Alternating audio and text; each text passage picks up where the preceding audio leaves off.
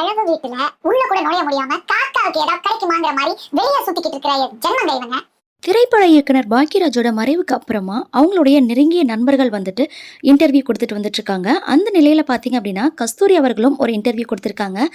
அதுல என்ன சொல்லியிருக்காங்க அப்படின்னா, நான் பாக்யராஜோட மறைவுக்கு போனப்போ அங்க ஒரு சிலர் வந்துட்டு எனக்கு தெரிஞ்சவங்க வந்திருந்தாங்க. நார்மலா நமக்கு தெரிஞ்சவங்கள பார்க்கும்போது சிரிக்கிறது வழக்கம் தான். அந்த மாதிரி தான் நான் அந்த இடத்துல பண்ணியிருந்தேன். அப்போ அதை வீடியோ எடுத்து கஸ்தூரி வந்துட்டு எலவு வீட்டில் சிரிச்சிட்டு இருக்காங்க அப்படின்ற மாதிரி போட்டிருக்காங்க. அந்த இடத்துலயே நான் சொல்லியிருந்தேன், என்னை வச்சு அவன் பொழப்பு நடத்துவான் பாரு, நான் வேற சிரிச்சிட்டு இருக்கேன் அப்படின்ற மாதிரி சொல்லியிருந்தேன். அதே மாதிரி நடந்திருக்குது. எலவு வீட்டில் உள்ள கூட நுழைய விடாம காக்காவுக்கு ஏதாவது கிடைக்குமா அப்படின்ற மாதிரி வெளியே நின்றுட்டு இருக்கிற ஜென்மங்க நீங்களாம் இந்த மாதிரி பண்ணலாமா அப்படின்ற மாதிரி சொல்லிட்டு ரொம்பவே கேவலமா பேசியிருக்காங்க. அது மட்டும் இல்லாம நீங்க அதுல என்னதான் அப்படி சம்பாதிச்சிட முடியும், அந்த காசை நான் கொடுக்குறேன் வாங்க, இப்படி வெக்கம் கட்ட பொழப்ப நடத்துறதுக்கு நேர்மையான ஒரு தொழிலை பண்ணி நேர்மையா சம்பாதிப்பீங்களா அப்படின்ற மாதிரியும் பேசியிருக்காங்க. இதை பத்தின உங்க கருத்துக்களை மறக்காம கமெண்ட் பாக்ஸ்ல கமெண்ட் பண்ணுங்க. தேங்க்யூ.